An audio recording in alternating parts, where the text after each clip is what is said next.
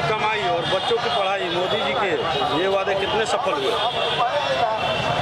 देखिए, जब से नरेंद्र मोदी जी प्रधानमंत्री बने हैं 2014 से लेकर आज तक देश में बहुत सारे काम हुए हैं।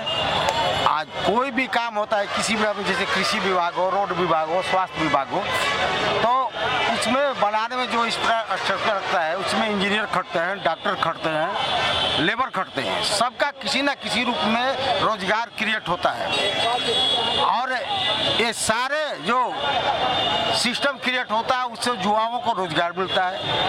रह गया बुजुर्गों के दवाई के सवाल, तब भारत के सांस्कृतिक राष्ट्रवाद है। इसमें जितने भी बुजुर्ग हैं उनको एक पेंशन निर्धारित किया गया है जिसके आधार पर वो अपना जीवन यापन कर सकते हैं। दवाई के सवाल में नरेंद्र मोदी ने विश्व में पहली बार आयुष्मान योजना के तहत 5 लाख का सभी को दवाई का व्यवस्था किया।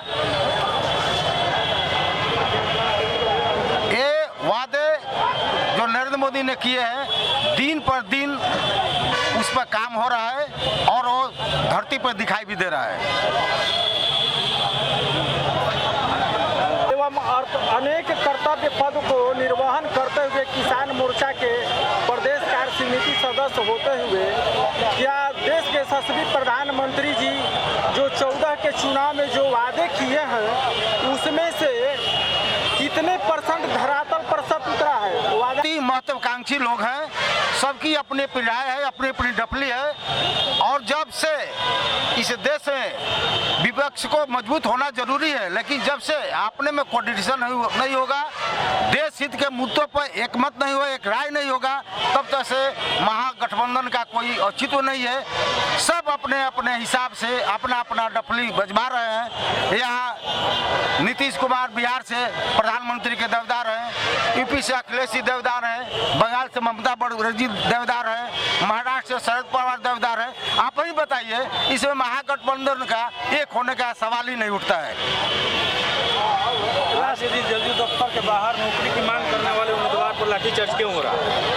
ये तो बिहार की जनता देख रही है। दूसरी जंगल राज 2 सरकार बनने के बाद में तेजस्वी जी ने कहा था कि मेरी सरकार बनने के तुरंत ही बाद में 10 लाख लोगों को नौकरी दूंगा, लेकिन वो नौकरी और रोजगार के नहीं दिए। और युवाओं का जो मांग होता है सहानुभूति पूर्वक उसको सुनना चाहिए, लेकिन उस पर विचार करने के बजाय वो लाठी बरसाते हैं, पुलिसिया रौब जताते हैं। यही जंगल राज का सबूत है। यहाँ भेदभाव करते हैं, यहाँ का पैकेज उठा के नॉर्थ बिहार प्रोडक्ट देते हैं, यहाँ का कोई विशेष पैकेज नहीं देते हैं। रोहतास जिला के लिए रोहतास का जितना पैकेज आता है समूचा विदा कर नॉर्थ बिहार विदा कर देते हैं। यहाँ कोई इसी प्रकार का कोई हेतु नहीं करते हैं। बीजेपी सरकार चाहती है कि विपक्ष विहीन देश हो, सरकार में विपक्ष हो ही नहीं। आज से नहीं, 2014 में जब मोदी जी आए तो यही नारा लगाए, कांग्रेस मुक्त हमको भारत चाहिए, विपक्ष विहीन भारत चाहिए।